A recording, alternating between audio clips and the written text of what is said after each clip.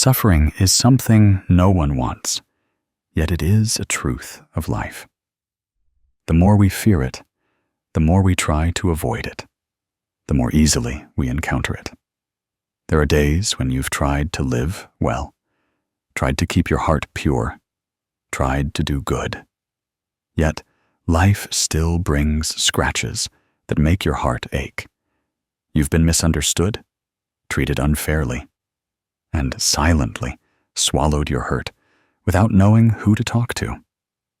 Sometimes you wonder why you have to endure so much hardship. Why do good people suffer? Why do you try so hard, but life hasn't smiled upon you? These questions are not yours alone, but those of countless people walking this human journey. Suffering comes like a sudden rain, without warning, giving us no time to prepare. Yet, these very raindrops nourish the soil of our souls, so that one day, when the storm passes, we realize we are stronger than before. Suffering is a strict but compassionate teacher. This teacher teaches us what true happiness is, to cherish simple moments of peace, to open our hearts, to love ourselves and others. Someone who has been through long, lonely nights will understand the value of a small light. Someone who has fallen into the abyss of despair will appreciate every moment of standing firm on the ground. This is also the lesson that suffering silently passes on to us. There are pains that shatter our hearts as if they can never heal. But then, one day, when we have walked through it, when we look back, we bow our heads in gratitude, precisely because those wounds helped us grow. The Inspired Dharma Channel once said that every sorrow is beautiful, and every suffering teaches us a lesson of compassion. Because when we understand the feeling of being hurt, we won't want to inflict that pain on anyone else. One who knows pain knows how to love. One who has suffered is more open to kindness. Compassion is not something innate, but a flower that blooms after stormy seasons. If you are currently in some whirlpool of suffering, please don't be afraid. Try placing your hand on your chest. Take a deep breath and recognize that you are still alive. You still have the opportunity to change, to heal, to start a new chapter. The inhale says you are here. The exhale reminds you that all suffering will pass. Nothing lasts forever, not even sorrow. The Buddha said that life is a sea of suffering. But in that sea of suffering, there is always a path to liberation for those willing to return to themselves. Escaping suffering only exhausts us further, but daring to face it reveals its true nature. Suffering is like a yellow leaf falling to the ground. Only when it leaves the branch does new life begin a new cycle. It's the same for us. Some things must fall away for the heart to feel light. Some people must leave for life to brighten again. When we have learned enough lessons, suffering will naturally depart, making way for peace. So please, don't make yourself suffer anymore. Don't blame yourself. Don't torment yourself. Don't cling to what is no longer suitable. See what has happened as a gentle reminder that you deserve to live a better life. Smile at yourself, cherish your tired heart, and slowly step forward. Life still holds many beautiful things waiting for you. Suffering is just a segment of the road, not the destination. And you deserve peace. My dear friend, have you ever asked yourself why you are so good? Why you are so sincere, yet that person is cold to you? Have you ever felt precarious when you loved someone wholeheartedly, But in return, you were only forgotten, left alone in long, hopeless nights. You once held a hand tightly, but that hand slowly loosened and left. You stubbornly kept someone in your heart, but that person's heart didn't appreciate your presence. These questions, these wounds, are not borne by you alone, but by countless others walking this life's journey. For when we love, we easily become vulnerable. When we care, we often unknowingly hurt ourselves. Some say that those who love deeply often suffer deeply. Kind-hearted people are easily hurt by indifferent people in love. Sincere people are often the most disadvantaged. But, my dear, no matter who made you sad or who forgot you on days you thought of them, please know that it's not because you weren't good enough, but because that person didn't know how to cherish the precious things you offered. It's not your heart's fault, but because they weren't profound enough to recognize the value of sincerity. Sometimes you might think, just try a little harder. Maybe they'll change. Maybe they'll understand you. But the more you try, the emptier your heart feels. The more you endure, the more your eyes sting. The more you love, the more it hurts. This is where the suffering of those who know how to love becomes most apparent. According to the Buddha's teachings in the Four Noble Truths, suffering is the first truth. But the origin of suffering comes from craving and clinging, meaning from grasping and holding on. When we love someone who doesn't appreciate us, we unintentionally turn love into painful clinging. We keep holding on to someone who wanted to let go. We keep holding a hand that no longer wants to be held. We let our heart be worn down, little by unrequited hope. The Buddha taught not to cling to what is impermanent. People are the same. No one can hold on to another for life if that person's heart doesn't have a place for them. When people are in love, they easily fall into two types of mind. One is the mind of possession. The other is the mind of nurturing. Possession is ego, while nurturing is compassion. Love marked by ego always causes us suffering. We want the other person to stay, to love us as we love them, to meet all expectations as we wish. When they can't do that, we get sad, angry, disappointed, then blame ourselves. However, love in the spirit of Buddhist teachings is completely different. Such love is gentle like an evening breeze, like raindrops falling on the eaves. It doesn't demand, doesn't force, doesn't possess. It simply wishes for the other person to be at peace. But to love in that way, we need understanding. And understanding only comes when we are willing to look at the nature of what's happening within our hearts.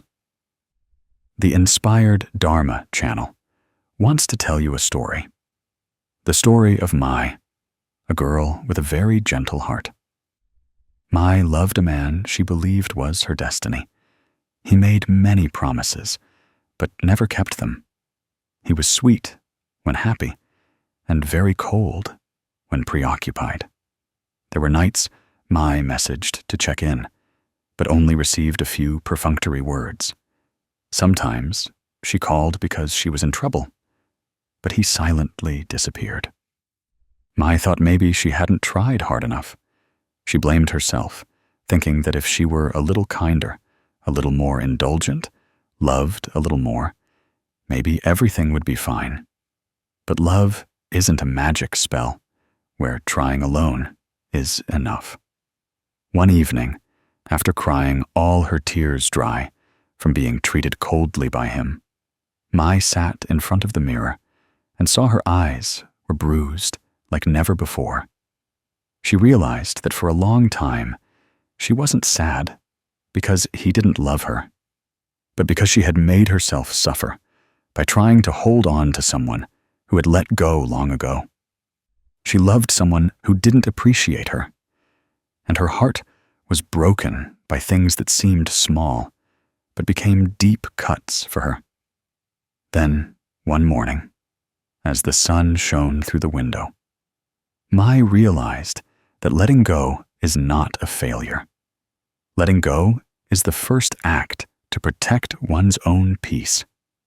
She understood that loving someone you always have to chase is pushing yourself into a hell of deprivation. She understood that if they wanted to stay, they would have stayed. And if they wouldn't stay, holding on would only keep their body, while their heart had already gone far away. From that day, she stopped messaging, stopped waiting, stopped hurting herself.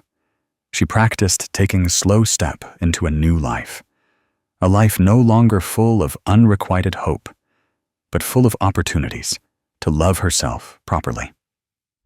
The Buddha taught that those who come are due to affinity. Those who leave are because a debt is paid. In the connected discourses, the Buddha once said that no affinity, no meeting, no debt, no binding. When someone leaves our life, it's not that they are bad, but that the affinity between us has ended. The more you hold on, the more you suffer. The more you embrace, the more it hurts. And when you can let go, you feel your heart lighten, like a leaf falling from a branch. A leaf, when it leaves the branch, doesn't stop, but begins its own journey. Similarly, when we can let go of someone who doesn't belong to us, we begin to find ourselves again. In life, whoever brings you peace is the right person. The right person is not the one who makes you soar the most, but the one who heals your heart the most. The right person is someone you can sit next to without needing to strain to be perfect. The right person is someone who makes you want to go home every night because you know there's a warm embrace. The right person is someone who doesn't let you fall into a feeling of deprivation.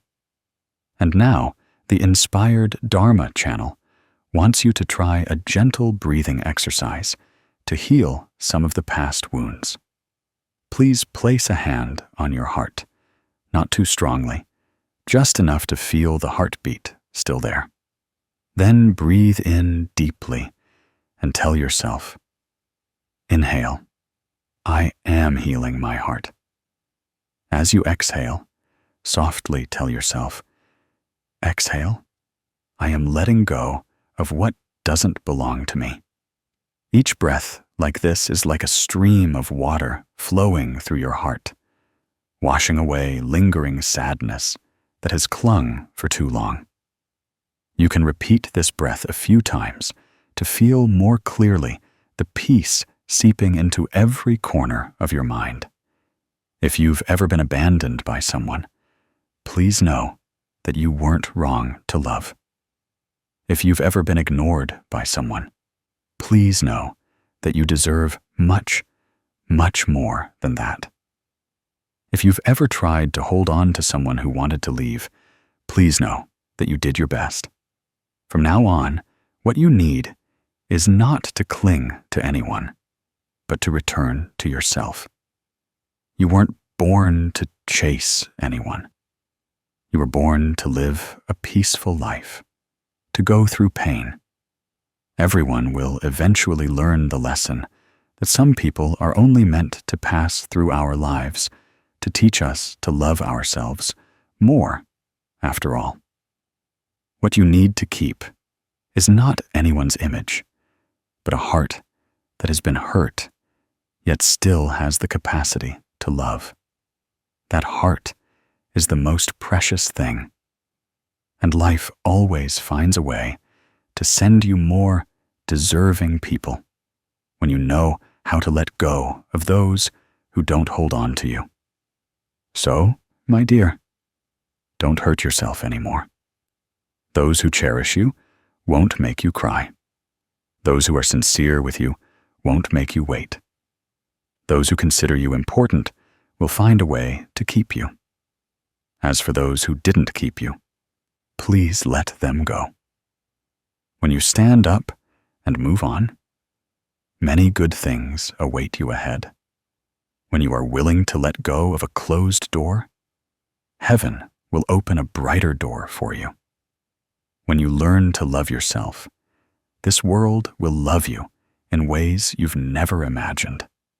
Live a carefree life. Be happy and live. Let your heart be at ease after weary days, and believe that peace is not far away. It lies precisely in the decision not to make yourself suffer anymore. The inspired Dharma channel always believes you will choose the path that brings you the most peace because you deserve it, and you've never lacked it. Have you ever sat quietly on a bleak afternoon and suddenly wondered why life passes so quickly? It's strange how sorrows can last longer than a lifetime, but moments of joy pass in the blink of an eye. Many people have lamented that they lived kindly, tried their best, but were still misunderstood, disregarded by others, or sometimes hurt by the very people they loved wholeheartedly. There are days you feel you did everything right, lived well, but life still hasn't smiled upon you. You silently look back at the path you've traveled and find yourself only tired, sad, and feeling like you're endlessly running without knowing where.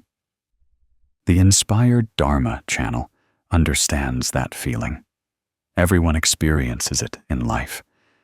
At such times, sometimes we just want to give up everything because we're too tired of gossip, too burdened by invisible responsibilities no one sees, and too overwhelmed by our own desires.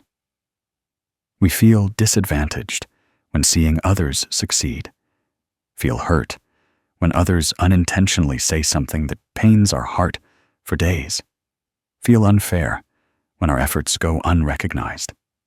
At such times, we live even faster, run harder, do more, hoping to escape sadness. But the more we run, the more lost we become. Life is inherently like that.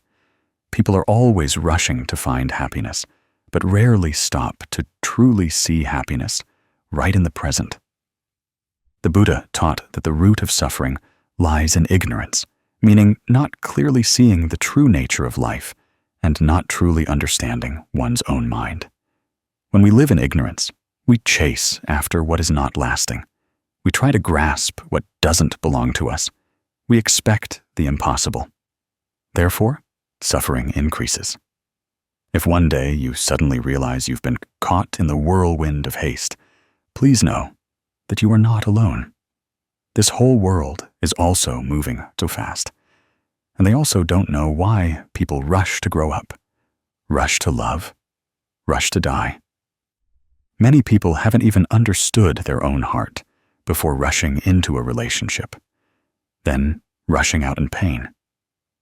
Many haven't even had time to breathe before worrying about work. Many haven't even enjoyed the morning before worrying about tomorrow. At some point, when exhausted, we ask ourselves what we are chasing. We chase recognition. We chase a sense of security. We chase success. But even after achieving a small accomplishment, we still don't feel peace. Why? Because the human heart never knows how to stop. Life is so short. Why grieve until your heart aches? Why suffer until your hair turns white? We only have one life to live, but spend most of it worrying, fearing, grieving, and rushing. We forget that everything will change. No one can hold on to youth forever. No one can embrace sadness forever. and no pain stays forever if we know how to look at it with eyes of understanding and compassion. Impermanence is the truth that the Buddha taught over 2,000 years ago. Impermanence means nothing lasts forever. Everything is always moving and changing. The one who loves us today may not love us tomorrow. The one who hates us today might one day consider us a friend. Money today may be much, tomorrow little. Healthy today, sick tomorrow. The sun today may be hidden by clouds. Life is always like that. If we clearly understand that change is the nature of all things, we will suffer less because we no longer try to hold on to what cannot be held. Often, we hurt because we keep thinking everything will stay forever. We think the one we love will always be with us. We think a stable job will always be stable. We think our life will always follow a familiar trajectory. But just one small incident can change everything in an instant. When you realize that, you'll understand that time spent on sadness is truly wasted. Instead, we can spend time living, breathing, observing life with calmer eyes. Slow down a little. Slow down to see the flowers blooming by the roadside. Slow down to hear the morning bird songs. Slow down to smile at yourself after stormy days. Slow down to savor the taste of a meal, the voices of loved ones, the gentle gaze of those we love. Slow down to listen to what your heart is saying. The heart's voice can only be heard when we are willing to stop. The Inspired Dharma channel once asked a truck driver what he regretted most after 20 years on the road. He looked far away and said he had been running almost his whole life. Running to deliver on time. Running to earn money to pay debts. Running to provide for his children. Running for life. For long stretches of road, he only knew the sound of the engine and the clock. He just kept running and running, never stopping to look at the sky. One day, while delivering in a small rural area, he saw his grandchild laughing in the afternoon sun with tiny hands. That smile was as pure as sunlight. When he picked up his grandchild, looking towards the pale purple sunset, he suddenly felt his heart tighten. He said it had been a very long time since he stopped to watch the sunset. Life is short, but he spent almost half of it just running, forgetting simple things like the moment the sun sets behind a bamboo hedge. That story made the Inspired Dharma channel think a lot. People keep chasing after something external without realizing they're losing the simplest values. Sunset never demands that we be rich to enjoy it. Children's laughter doesn't require us to be successful to hear it. Inner peace doesn't require us to have certain conditions to feel it. Yet, we always postpone joy and only wish to quickly overcome sadness. We unintentionally forget the things that make true happiness. The Buddha once said that the root of suffering lies in a hurried mind and a covetous mind. When we chase fame and fortune, we easily lose inner calm. When we chase success, we easily abandon ourselves. The Buddha taught to return to the breath, because the breath is the thread connecting us to the present. When the mind is at peace, life will be light. When the mind is calm, wisdom will shine. When we know how to stop, we will see more clearly what is truly important. You can try practicing 1 minute of mindfulness right now. Put everything down. Gently close your eyes, without effort, without forcing. Just listen. You might hear the fan spinning, hear the wind through the crack in the door, hear your own breath rising and falling in your chest. In that moment, you are fully present. No past, no future, only the present moment. This is what the Buddha taught. Live in mindfulness to see that you are still alive, to see that life is still beautiful, to see that within you there is still so much to be grateful for. When we slow down, we see life more clearly. We realize that jadedness is not an enemy. It's just a guest who comes to teach us a lesson. We realize that those who make us suffer are not there for us to resent, but for us to learn how to let go. We realize that the days we are tired, we want to give up, are precisely the times to learn to love ourselves more. We realize that life is truly short. But if we know how to live with a peaceful mind, every day can be a gift. The ancients had a saying, "Human life is but a breath.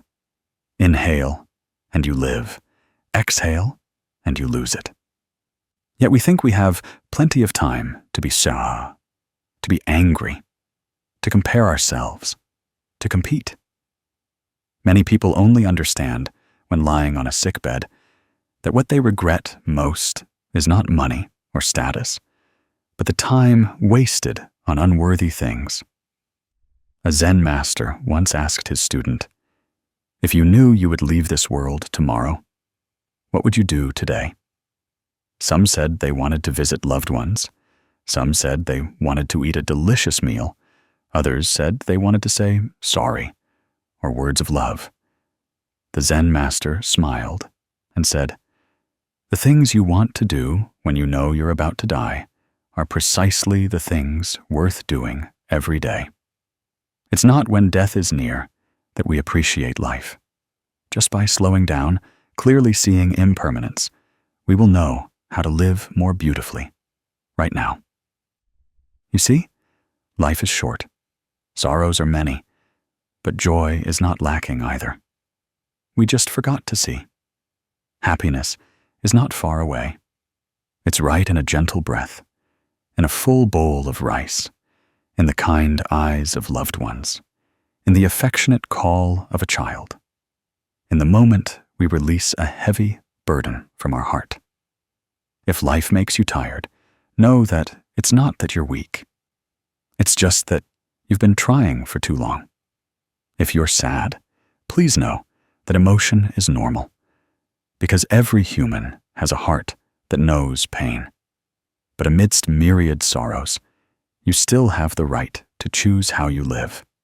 You can choose to live slowly, live mindfully, live with gratitude for every small thing. Then you will see that life is still incredibly gentle.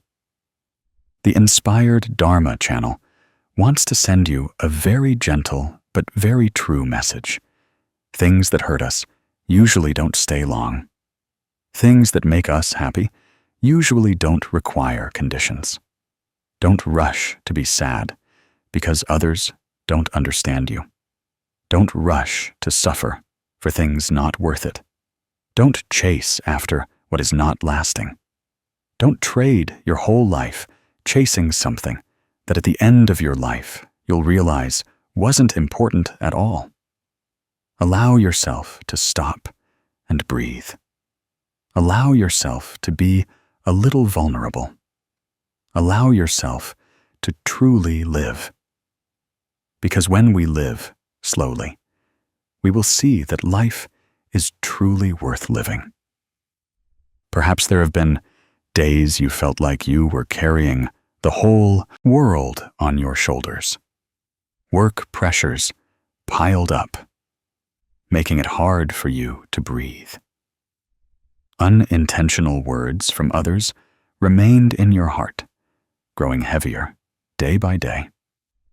Sometimes you thought you lived well, lived rightly, but still someone misunderstood you. Sometimes you just wanted peace, but still got drawn into unwanted troubles. And then you asked yourself, why am I so tired? Why do I have to carry so many things that don't belong to me? The Inspired Dharma channel understands that feeling, because almost everyone goes through such a phase in life. It's not because we are weak, but because sometimes life is too noisy. People easily say things that hurt us, but rarely does anyone stop to see how deep that pain is. Someone might unintentionally scratch our heart with just one sentence, but we hold on to it for many years. Someone might disappoint us for a moment, but we carry that hurt throughout our lives. Like that, our mind fills with heavy things, and we don't even know since when. The ancients often said, the mind is like the surface of water. When the water is disturbed, whether it's the moon's reflection or a mountain's shadow, everything is distorted. But when the water is calm, all images become clear and beautiful. Similarly, when our mind is agitated, suffering will appear everywhere. Even a slightly harsh word, we feel offended. If someone unintentionally forgets us, we immediately think we are worthless. When the mind is agitated, we easily misinterpret everything. But when the mind is calm, everything suddenly becomes very different. What makes us sad today might, looking back tomorrow, no longer be as important as we thought. In Buddhist teachings, suffering has its root in clinging. Clinging is holding on to something past, like a rock. Clinging makes our heart unable to lighten. Clinging makes small matters become big. Clinging keeps our mind in a heavy and distorted state. Others make us sad for only a moment, but we hold on to that sadness for months, years, even a lifetime. As long as we hold on, we suffer. When we let go, all sadness immediately lightens by half. If you are harboring something that weighs heavily on you, I want you to try placing your hand on your chest and asking yourself, is it really worth suffering for so long? Some things that feel very big today, but when we look back after a few years, we'll see they were so small, we won't understand why we cried over them. Life has this characteristic. If our mind is expansive, small matters become big. If our mind is light, big matters become small. People often make themselves heavier with things not worth it. A displeasing remark, a misunderstanding, an unkind look, an incomplete matter. All can make our mind waver. But the truth is, life changes every day. The people who made us sad today may no longer appear in our lives years later. The things that hurt us today might become lessons to make us stronger. So why do we hold on to it like a stone tied to our heart? There's a story the Inspired Dharma channel always remembers whenever my mind feels heavy. It's the story of Miss Lan, a woman I met. She said 10 years ago, in a crowded meeting, she was directly insulted by a colleague in front of everyone. Those words were like a knife to the heart for an outsider who heard and then forgot. But for her, it became a wound. She didn't dare to speak up for fear of conflict. She didn't dare to express it for fear of others thinking she was weak. But the worst thing was that she carried that sadness in her heart for 10 years. She said that ever since that day, if anyone said something a little harsh, she would feel pain. If anyone gave feedback, she immediately thought they looked down on her. Her mind was always tense, like a tightened string. One day, by chance, looking at an old photo taken at that meeting. She suddenly wondered where the person who insulted her that day was now. They've probably forgotten that remark long ago, she thought. So what good does it do me to carry it for 10 years? That question awakened her. It turned out that pain wasn't kept by others for her, but by herself. And in that moment, she decided to let go. When she recounted this, she looked at me and said that the day she was able to let go of that sadness, she found her life incredibly lighter.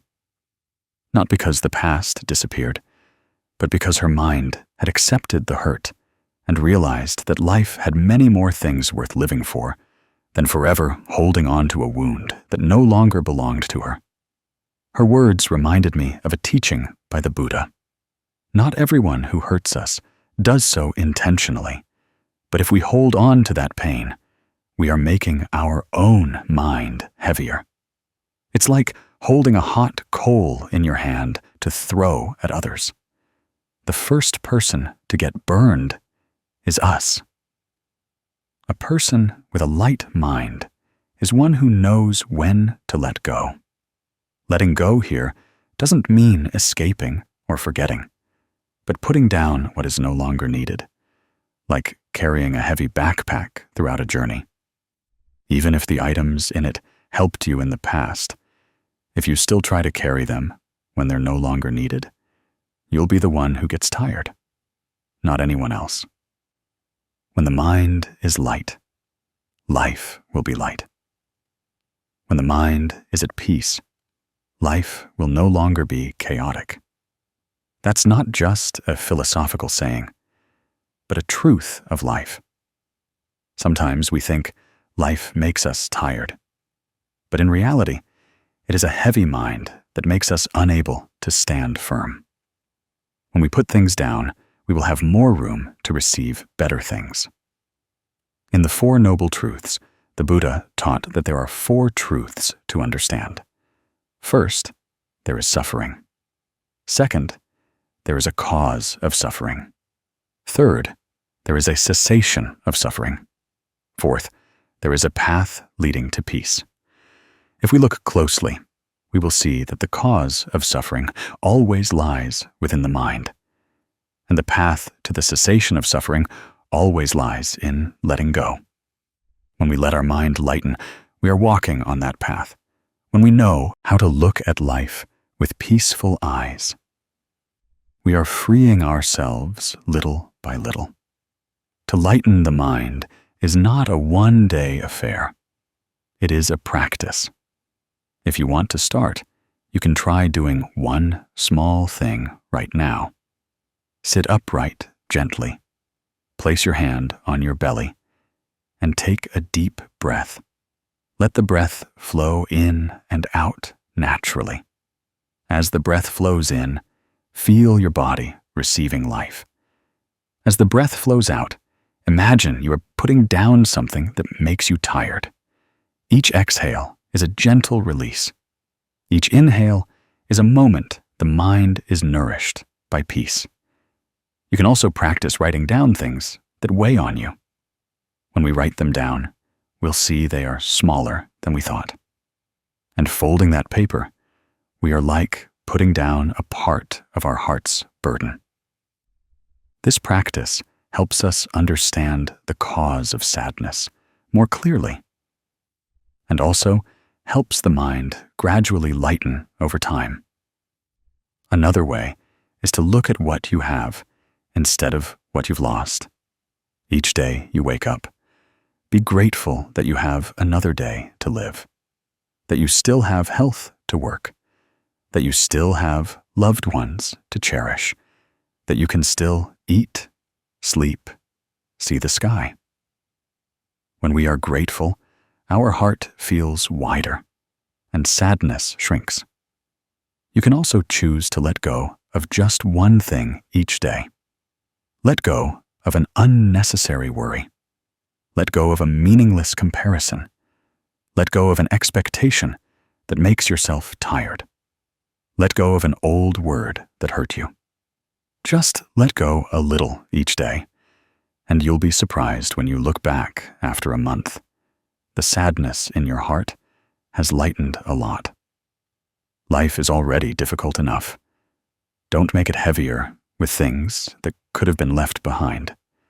When we live with a light mind, we will see more clearly the simple joys we previously overlooked.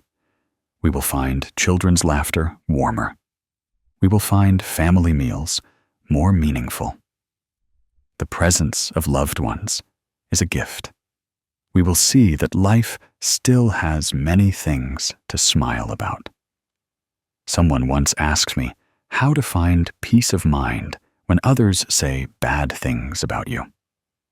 I replied that our brain was not born to hold trash. Let unkind words be carried away by the wind. Our mind should only keep good things. If someone says words that hurt you, see it as a cloud passing across the sky of your mind. Clouds come and go. The sky remains clear. Your mind is the same. One day, when you understand that not everyone intentionally makes us suffer, and not everything is worth holding on to, you will find your heart surprisingly peaceful. You will realize that happiness is not actually far away, but lies in how we choose to perceive things. If possible, from today, practice telling yourself, I choose a light mind. When something happens, instead of reacting immediately, try asking yourself, is this worth holding on to? If not worth it, let go. If worth it, learn. Then move on. Life will be much lighter when you understand that if something doesn't belong to you, you don't need to try to hold on to it. Some things that seem very big today will become small memories tomorrow. Some pains that seem unforgettable are precisely what help you grow. Keeping a light mind is the greatest gift you can give your life. Because when your mind is light, every step is leisurely. Every day of life becomes meaningful. Every moment is a flower blooming in your heart. The Inspired Dharma channel wants to send you a very gentle message. Please love your heart a little. Don't let it carry heavy things for too long. Don't let it be dragged down by unworthy sorrows. Let it breathe. Be at peace. Be light. Because when your mind is light, life will naturally follow suit. There have been days you tried so hard you didn't know how much more you could try. Yet, life still tests you again and again. You lived well with everyone, but were misunderstood. You worked hard, but the results weren't as expected. You gave your all in a relationship, but in the end, only received a long and painful silence.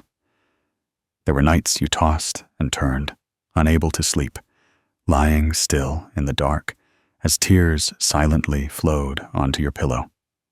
No one knew, no one saw, just you alone with your exhaustion, not knowing who to share it with. But the next morning, the city was still crowded, cars still drove, people still rushed, life's rhythm continued, and you had to gather your pieces to step through another day. I know those feelings are very common. The feeling of someone who tried, but still feels life hasn't quite loved them. The feeling of someone who has to be strong, even when their heart just wants to let everything go. The feeling of someone looking around and wondering why the light is so far away. But in reality, you are not alone in those things. Everyone living in this world has nights like yours. The only difference is that some hide it better, some know how to get up faster, and some understand that all difficulties will pass. The Buddha once taught that life is a place with enough happiness and suffering for people to learn to grow. No one can go through this life without encountering hurts, challenges, or failures. But suffering doesn't come to end a life, but to open a new path. When you hit rock bottom, you'll see things you never normally notice. When you lose everything, you truly see what's important. When you're thrown into a storm, you realize you have more strength than you ever knew. Therefore, difficulty is not something to fear.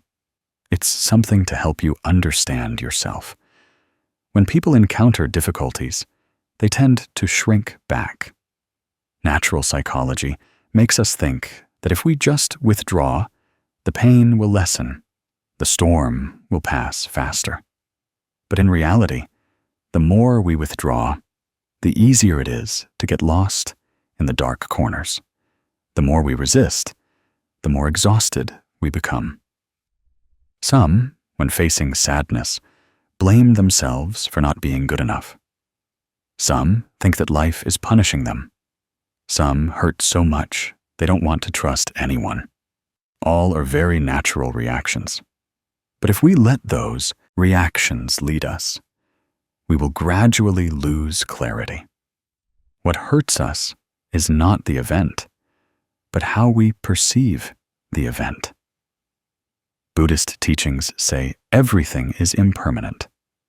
This means that what makes you tired today will also change. No rain lasts forever. No dark night can cover the sun.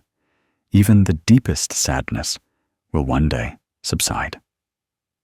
Try to notice if things that broke your heart 5 years ago still keep you awake at night. Do people who once made you cry still affect your life now? Some things once seemed like an end, but after going through them, we see they were just a small comma in the story of our life. I remember a small family in central Vietnam. They lived in a simple house by the riverbank. That year, a big storm hit. The water rose so quickly, the whole village couldn't react in time. When the storm passed, their house no longer retained its old form. The tin roof was swept away, and the walls were cracked in many places by the wind. The whole family stood looking at the pile of rubble before their eyes, their hearts heavy as stone. But then they began to rebuild little by little. The father collected usable planks.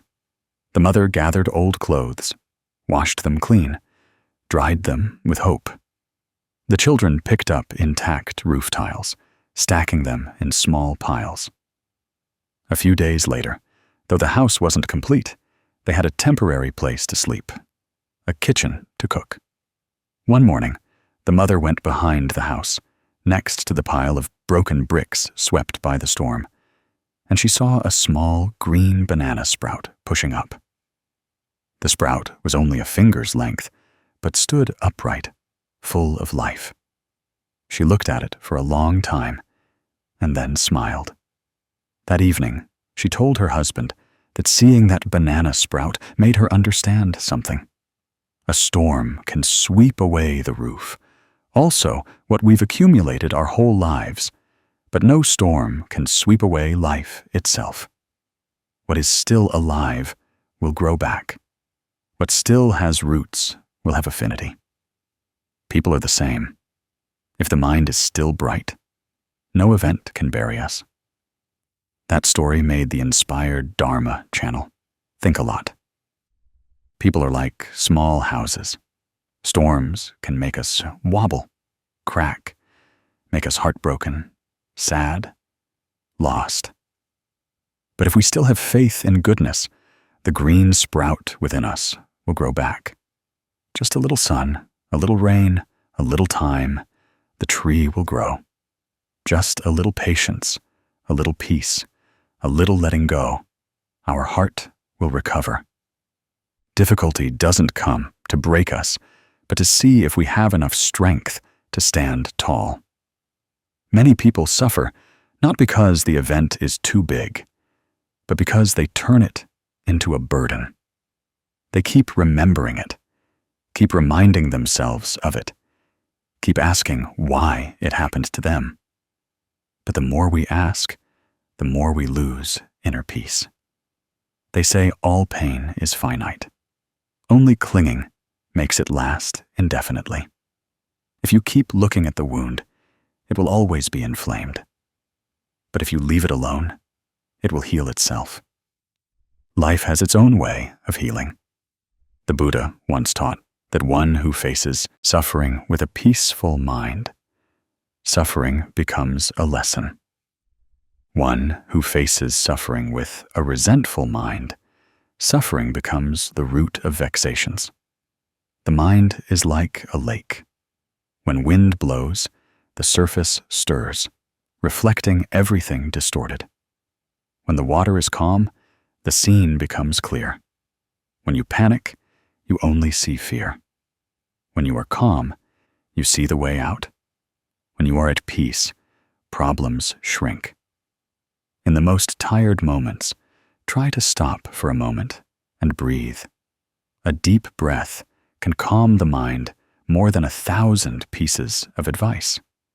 When you inhale, recognize that you are alive, still capable of changing your life.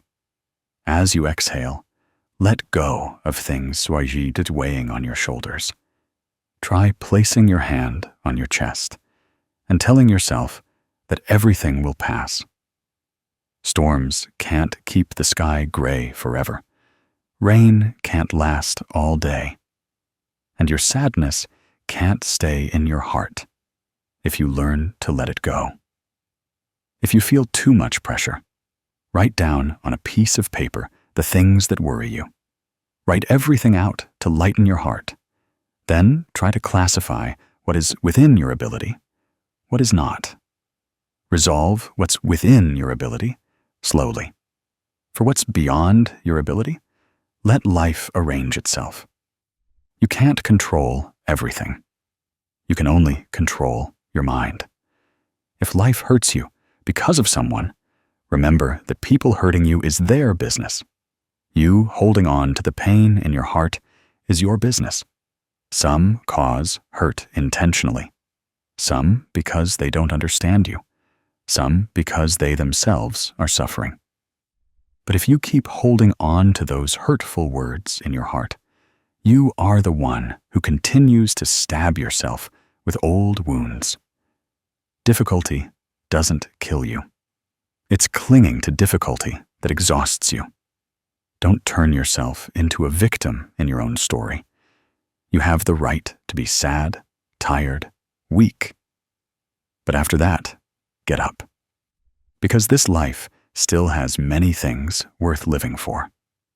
When you think you're about to collapse, remember that there have been many times you thought you couldn't overcome it, but you still did. You are stronger than you think. Each time life tests you, your endurance grows.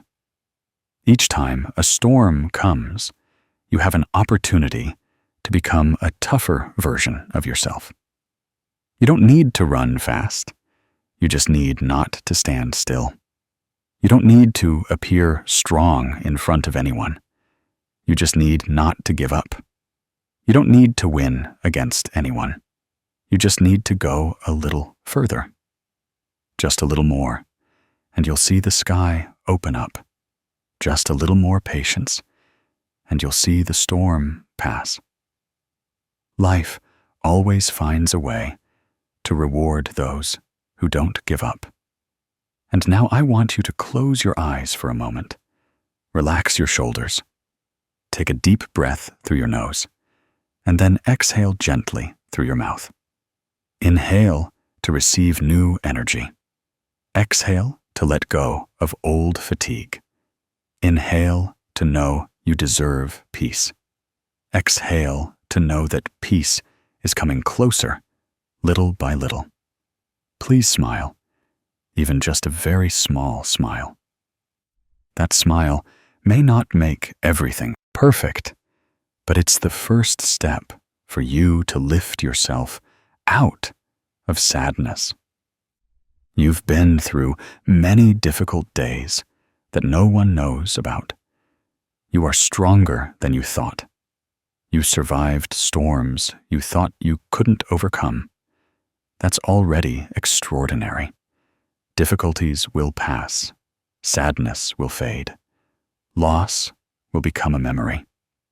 And like a sprout after a storm, you will sprout greener, stronger, more radiant than before.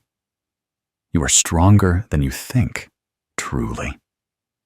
Have you ever felt you lived very sincerely? Yet some people treated you with words that hurt your heart. Have you ever helped someone wholeheartedly? Then, when you were tired, they turned away? Have you ever just wanted a little peace, but life kept bringing people who burdened your mind? Sometimes you don't understand why they treated you that way. You don't understand why harsh words were directed at you, even though you did nothing wrong. At such times, you feel both sad and hurt, and also feel it's unfair. Some people, because of that sadness, toss and turn at night, unable to sleep. Some carry it in their hearts for years, without being able to speak. The more you think, the heavier it feels. The more you remember, the more it hurts. You ask yourself, is it because I'm too good that others disregard me? You ask yourself, did I accidentally do something wrong that made them treat me this way? I understand those feelings because many of us have experienced them. There are wounds that don't leave marks on the skin, but are deeply etched in the heart. There are words that don't make us bleed, but make our heart ache for days. In many cases, what hurts us is not just the actions of others, but the feeling that we don't deserve to be treated that way. From that, anger and resentment arise within us. But what good is anger? What good is resentment? The more we resent, the more we suffer. The more we hold it in, the more tired we become. When we look deeply into the nature of suffering, according to the Buddha's teachings, we will see that the person who makes us suffer is actually someone carrying suffering within themselves. A joyful person won't want to hurt anyone. A self-aware person won't need to hurt others to find relief. A compassionate person won't speak harsh words. Harshness, irritability, or cruelty all originate from a very deep place within them, a place where they themselves have never been able to heal. Buddhism calls that ignorance, not clearly seeing, not clearly understanding, so acting according to one's own suffering. When we understand this, we begin to look at that person with different eyes. We no longer see them as an enemy or a bad person, but as someone struggling with their own wounds. The human mind is truly strange. When hurt, our first reaction is often resistance. We get angry, sad, we want to get away from them quickly.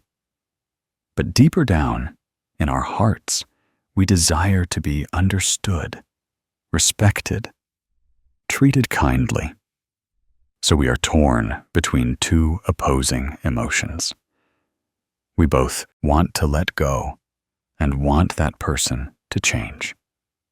We both know we shouldn't hate, but can't help feeling hurt. Our mind is like a small boat between two strong currents, liable to capsize at any moment. When we cling tightly to those emotions, we make ourselves suffer, even though the other person may have forgotten about it long ago. There's a story I want to tell you, a very ordinary, very real story, yet it contains a profound lesson about compassion. It's the story of a boy and the father he hated for many years. From childhood, and the boy grew up with his father's scolding. Even though he didn't do anything excessive, his father still yelled, was harsh, and shouted at him with heavy words. There were evenings when the whole family was asleep, and he would crawl into the corner of his bed, hug his pillow, and cry. He wondered why his father didn't love him. Why couldn't his father speak a little more gently? Why did he have to endure angry outbursts whose reasons he didn't understand? He grew up with that resentment, and the older he got, the more he hated his father. He thought he was unlucky to be born into a family without laughter, without gentleness. He thought his father always considered him a burden. The love in his heart cooled, replaced by a feeling of distance. Many years later, when he had his own family and rarely saw his father, he still carried that anger. Until one day, his father fell seriously ill, and he rushed back. Seeing his father thin, his breath gradually weakening, he suddenly felt an unprecedented worry arise within him. In that moment, all anger and resentment seemed to shrink. He sat by the hospital bed and listened to the doctor explain that, for many years when he was a child, his father worked 3 jobs at once to earn enough to support the family. He stayed up late every night and woke up very early in the morning. His father hardly had a full night's sleep throughout those years. The accumulated fatigue made him irritable. The scolding words from the past weren't actually aimed at him, but were an outlet for exhaustion that didn't know where to go. His father didn't know how to love gently. So sometimes, love turned into scolding. When he heard that, he felt like he collapsed. All this time, he had hated someone who was struggling with his own suffering. He was angry because he thought he was a victim. But in reality, both father and son were victims of deprivation and exhaustion. He thought his father didn't love him, but in fact, his father loved him in the only way a very tired person could love. His tears were no longer from self-pity, but from understanding. When he understood, he could love. When he could love, his hatred ceased. And he realized that in this life, many of our angers exist only because we haven't fully understood the other person's story. When we understand someone, we no longer want to blame them. Understanding is the door to compassion. The Buddha often said that compassion is not weakness, but strength that helps us escape suffering. Bodhisattvas in Mahayana. Buddhism always listen to the cries of all beings, not to suffer more, but to transform suffering into love. Avalokiteshvara. Bodhisattva is considered the embodiment of that listening. He listens not to judge, but to understand. Not to listen to find fault, but to embrace the pain of others in one's heart without being carried away. When we have the ability to listen like that, we also become a bodhisattva in everyday life, and our heart lightens. Love has a wondrous quality. When we love someone without expecting anything in return, suffering immediately dissolves. When we love without demanding they change immediately, we free ourselves from pressure. When we love with a gaze that understands their suffering, our heart softens and expands. This softness is not weakness, but a sign of a matured mind. A mind that knows everyone is facing their own storms. A mind that knows the person who hurts us is also struggling with sleepless nights, worries. No one knows. When we have this understanding, we no longer cling to pain in our heart. The Buddha taught that hatred cannot be resolved by hatred. Only love can resolve hatred. This is a simple rule, but not everyone can practice it. Because to love someone who has hurt us, we first need to transcend our own ego. We need to step past self-pity, past the feeling of being hurt, past the thought that we must be fair. But when we can step past it, we will find our heart incredibly vast. If you are harboring someone who makes you uncomfortable in your heart, instead of clinging to that anger, try to stop for a moment and observe who they really are. Are they tired? Are they living under any pressure? Have they ever experienced pain that made them so harsh? When you try looking at someone that way, you'll see at least one reason for their behavior. And when you see the reason, your heart will lighten. I want to invite you to practice a small, very gentle, very simple thing, yet with great transformative power. Close your eyes for a moment. Take a deep breath through your nose and exhale very slowly through your mouth. As you inhale, recognize that you are present here. As you exhale, let go of a part of the heavy heart weighing you down. Then, think about the person who hurt you. No need to recall the details that hurt you. Just bring their image to mind and softly say, "I wish you peace." That seemingly simple statement opens a new door in your mind. When you send wishes of peace to someone who once made you suffer, you are freeing yourself from the string that binds you to them. When you wish them peace, you are choosing peace for yourself. You don't need to forgive immediately. You also don't need to try to appear noble. You just need to understand that that person is also someone learning how to live. Like you, they are clumsy in how they love, awkward in how they express themselves. They might have unintentionally hurt you because they didn't know any other way. When you look at them that way, your heart naturally softens. Hatred gradually dissolves. Suffering subsides. You no longer have to carry that burden. In life, we cannot avoid clashes and misunderstandings, but we have the right to choose how to face them. We can choose anger or choose understanding. We can choose resentment or choose love. And that choice determines whether you will move forward with a heavy or light heart.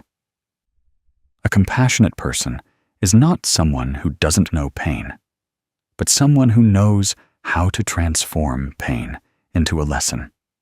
You deserve a peaceful heart. Peace is not the absence of storms, but knowing how to stand amidst the storm without letting it sweep away your mind. Peace is not the absence of people who hurt you, but knowing not to hold on to that hurt for too long. Peace is not waiting for everyone to treat you gently, but learning to be gentle with yourself. Remember that you don't need to love everyone immediately. You just need to start by not making yourself suffer because of what others did in the past. You just need to take small steps on the path of understanding and love. Each step like that reduces your suffering. Each reduction in suffering is a step closer to inner freedom. And finally, place your hand on your chest for a moment. Feel your heartbeat. Very gentle, very steady, very persistent. That heartbeat has been with you through so many weary days. It's still there, no matter how sad you've been. And it will continue to be there, supporting you, giving you strength to go on. Please smile gently. That smile is not for anyone else, but for yourself. You went through much pain, yet kept a warm heart. You endured much hurt, yet still wish peace for others. That's a sign of a very beautiful soul. Compassion not only helps us love others, but also helps us free ourselves from unnecessary burdens. When we understand, we love. When we love, we no longer resent. When we no longer resent, we naturally lighten. When light, we walk peacefully. And when peaceful, we truly live joyfully. My dear friend, sometimes in this life, we are tired not because life's path is too steep, but because the baggage we carry contains too many unworthy things. There are times you feel you've tried enough, lived kindly, not daring to make anyone sad, but then still have to face unfair things. Sometimes you ask yourself why you lived so well, yet were still misunderstood, still endured gossip or scrutinizing glances. There are also times you blame yourself for loving wholeheartedly, but in return, only coldness, even abandonment. And in those moments, you feel your heart like a cramped room, stuffed with too many things: expectations, fears, heartache, unanswered desires. Your shoulders tire, your mind grows heavier, and you feel life is always full of pressure. People often think suffering comes from circumstances or others, but sometimes it's what we try to hold on to for too long that becomes a real burden. A criticism, someone said long ago, that we still hold in our heart. An unfulfilled expectation we still refuse to let go of. Self-pity, rivalry, a desire for recognition, all silently weigh us down day by day. Some stubbornly cling to pride. Some cling to old affections. Some forever hold on to a perfect image of themselves, only to make themselves unable to breathe. Such holding, when kept for too long, turns into pain. And deep down, you understand you are exhausted, but don't know where to put those burdens down. According to the Buddha's teachings, the root of suffering is clinging to impermanent things. When we consider fame important, we will always fear that one day others will no longer recognize us. When we value affection heavily, we fear being abandoned one day. When we too much need others to love us, understand us, treat us well, we will live in insecurity because people's hearts always change. The Buddha said, "It's not life that hurts us, but clinging that makes us suffer." All suffering begins with the mind's clinging.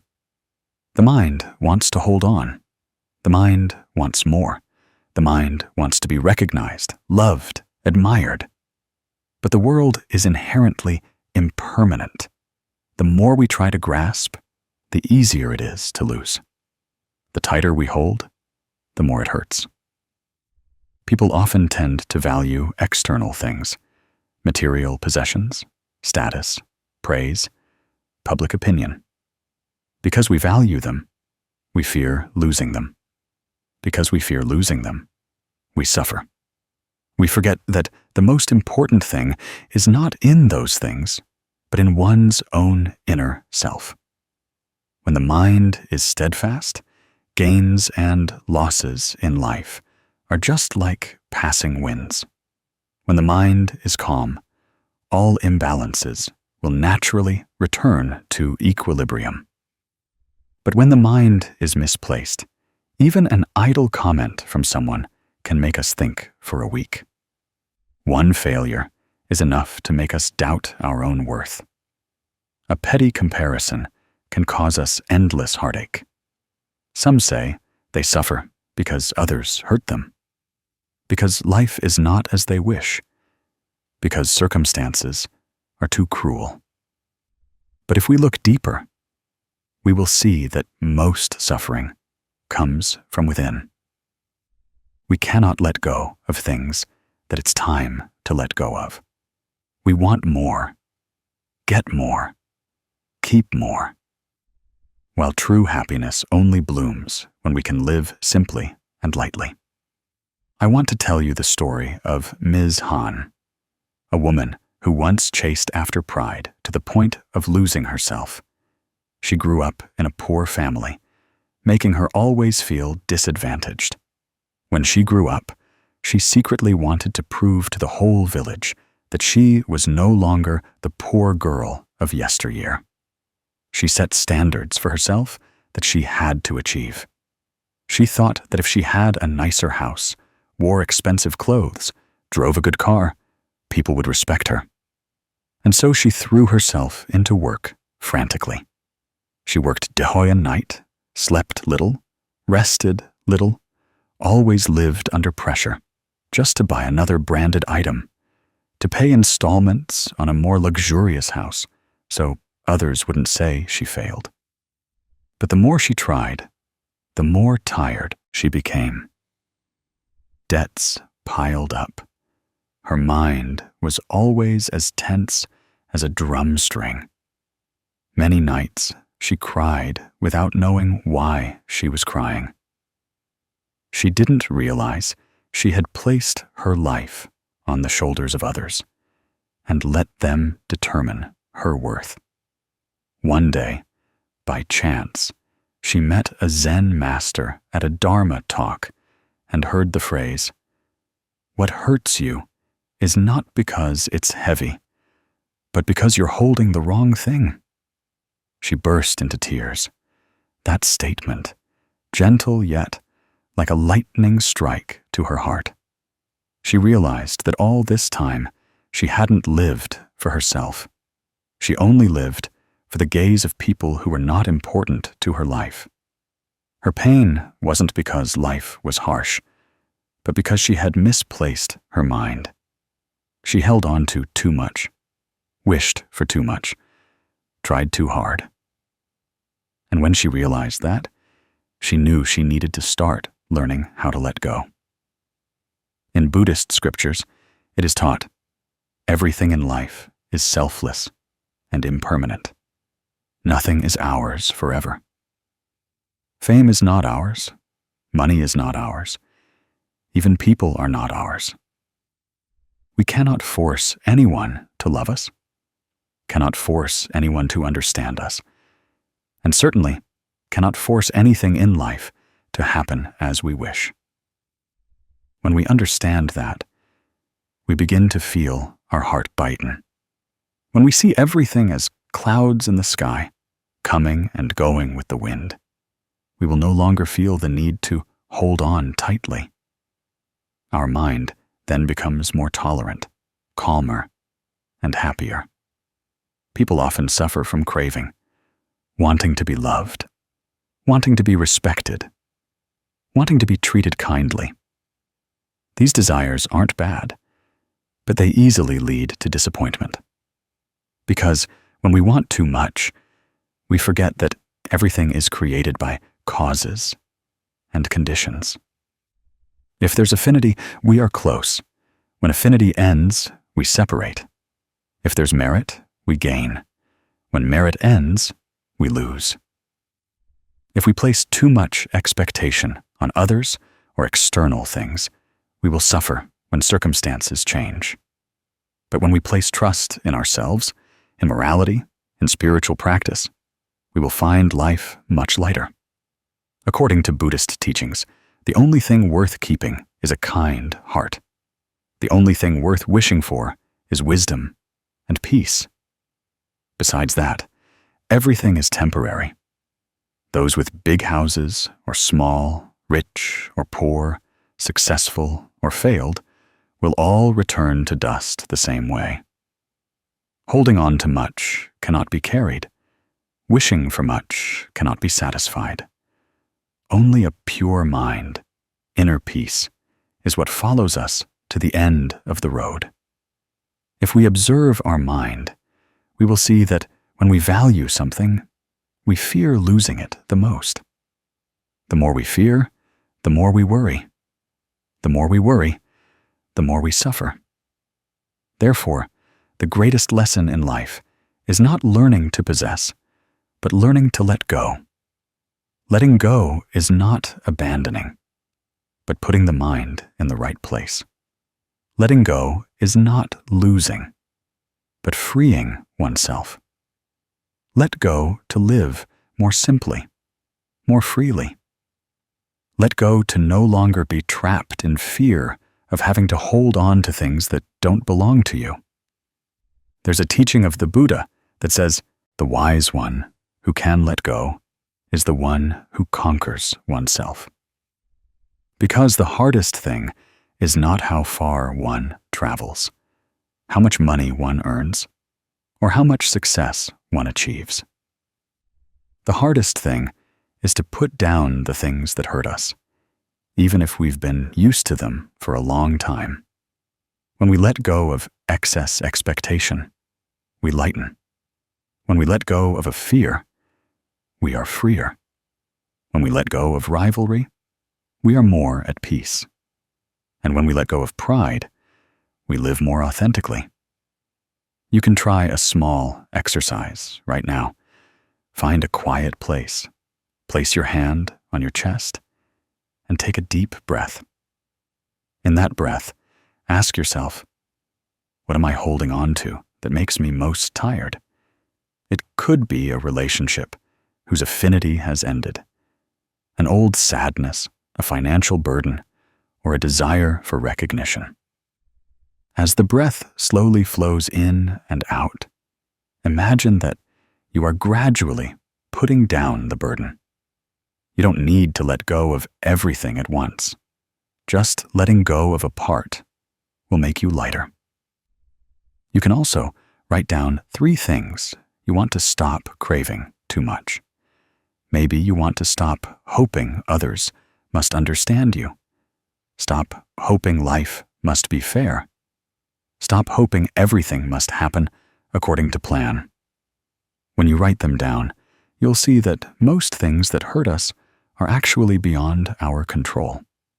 And when we know how to let go of what we cannot control, we gain more energy to take care of what is within our reach. True happiness doesn't come from holding on to many things, but from the ability to live simply. A simple person is not someone who lacks, but someone who knows contentment. A content person can live in poverty without self-consciousness, live in wealth without arrogance. They don't need to prove themselves to anyone, not dependent on others' praise or criticism. They may go slower than others, but their hearts are much more at peace, because they understand that the value of a life is not in what one has, but in how one lives. In modern life, we are caught in an endless race. We want more, faster, better. But the more we race, the more out of breath we become. Each day, each person can ask themselves, is what I am chasing truly making me happy? Or is it just something I fear losing? When you can answer that question, you will know what to keep and what to let go of. You don't need to have many things to be happy. You just need to have a mind light enough not to get stuck and clear enough to know what is truly important. When the mind is placed correctly, life naturally suffers less. When the mind doesn't hold much, the heart naturally opens up.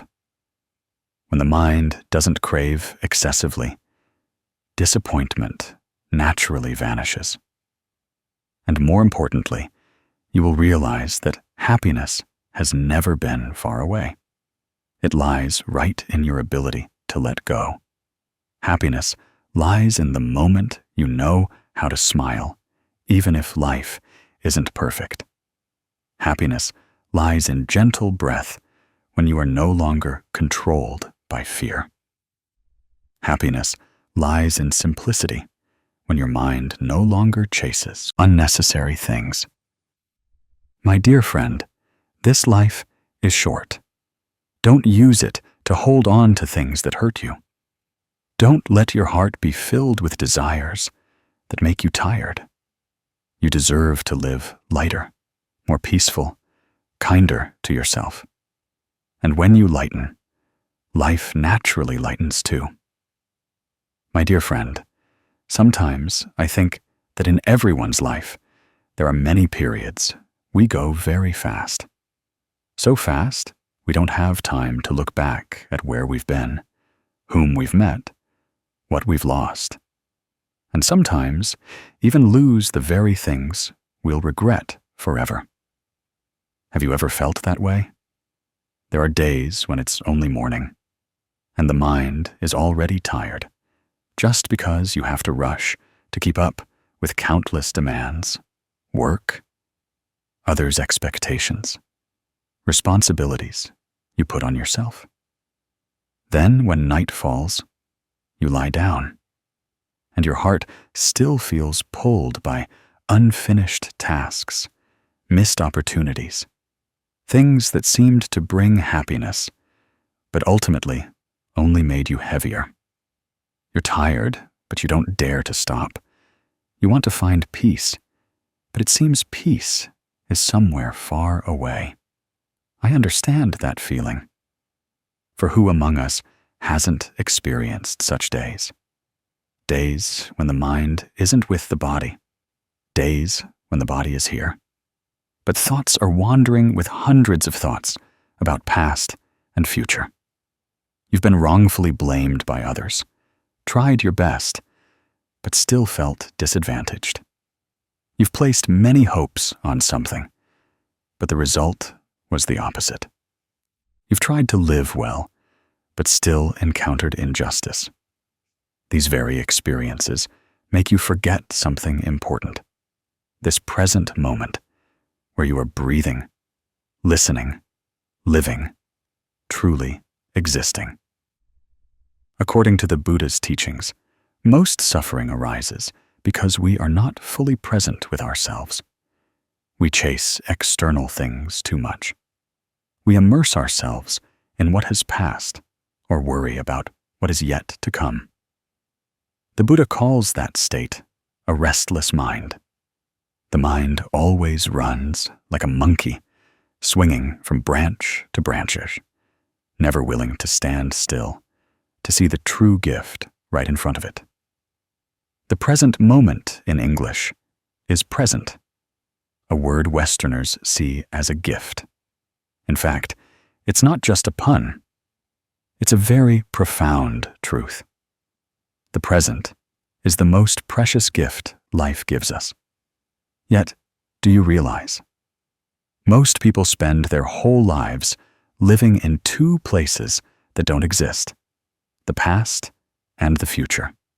We live in the past when we keep replaying what hurt us, keep thinking about people who left, keep holding on to regrets, then blame ourselves that if things had been different then, our lives would be different. We live in the future when we constantly ask if tomorrow will be better than today. Will the person I love stay? Will my work go smoothly? And so we chase after things beyond our reach, only to neglect this moment, which is the most precious. When analyzing human psychology deeper, we will see that most suffering comes from excessive craving. We want too much, so the mind never rests.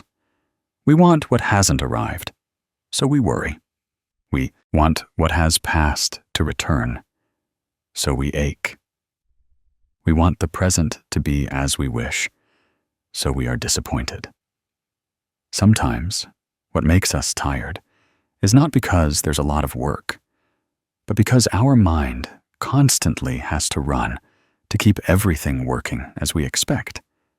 But you know, life doesn't always follow the path we arrange. Everything has its ups and downs. People are sometimes close, sometimes distant. Emotions are sometimes full, sometimes empty. And only this moment, where you are present, truly belongs to you. Speaking of missing the present, I remember the story of Ms. Huang. A very ordinary story, but it makes many people fall silent when they hear it. She was a loving mother, but so busy she couldn't touch the childhood of the child she bore. Each time her child ran to her, asking, "Mommy, play with me for just a little while," she always replied with the familiar phrase, "Wait a moment, honey." She said it so often that the child almost memorized it. Each time he wanted his mom to play, he would stand by the door, wait a few minutes, then quietly turn away, because he knew his mother was busy again. Busy cooking, cleaning, working overtime, company work, handling all sorts of things that adults deem important. Then time passed faster than she thought. One day, when work was temporarily settled, she stepped into the living room and saw the child playing alone, no longer running to call mom, no longer asking for anything. He sat building small wooden towers, laughed to himself, then tidied up by himself. She looked at the scene and suddenly felt her heart clench. She realized her child had grown up a little, grown in understanding, grown in knowing not to bother. But in that maturity was a light sadness she couldn't express. The child had learned to play alone because mom was never free for him. The child stopped running to call mom because mom never had time. That day, for the first time in many months, Ms. Huang sat down next to her child. She asked if her child wanted her to play with him. The child paused, looked at his mother, and smiled very gently. He didn't complain or resent, but that smile made her heart ache because she knew that her child's childhood had gone a long way without her seeming presence. She remembered the Zen master once saying that people always think they have a lot of time, but in reality, the present only comes once. She sat there for a long time, felt the silence of the room, the warmth from the small hand holding hers. And she understood that life sometimes doesn't take things from us with a loud noise. When this story is told, many people shed tears, not for Ms. Huang, but because they see themselves in her. Each of us has things we wanted to do, but didn't. People we wanted to care for, but unintentionally left waiting too long. Moments we thought we could return to any time, but then suddenly realized there was no longer an opportunity. And from that, we understand why the present is so important. In Buddhist scriptures, it is taught that the past is gone, no longer real. The future hasn't arrived, not yet real. Only this moment is real. One who can live in the present moment is one who touches happiness. That's not a profound theory, but an extremely practical truth. Try looking back, and you'll see that most of your worries lie in things that haven't happened, and most of your sadness lies in things that have passed. But right now, you are breathing, you are sitting, you are peacefully listening to every word, so there's no problem at all. The mind only suffers when it runs back and forth. The mind only tires when it refuses to stay still, where the body is present. There's a very simple mindfulness exercise that Zen masters often teach. Bring the mind back to the present by observing the small things around you. You can start by looking at your hand. Your hand has worked hard for years, supported you through many paths. When you look closely, you'll see every vein, every wrinkle, every trace of time. Then you gently touch that hand and realize that you are here, truly alive. After that, you can try listening to your breath. Inhale deeply and exhale very slowly. You'll see your breath is like a stream of water flowing through your body, helping to wash away clinging worries.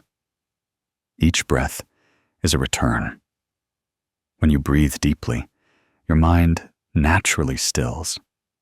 When the mind stills, you will realize that you are no longer being swept away. You can also listen to sounds in the present, whether it's the wind, cars, birds singing, or the air conditioner at home.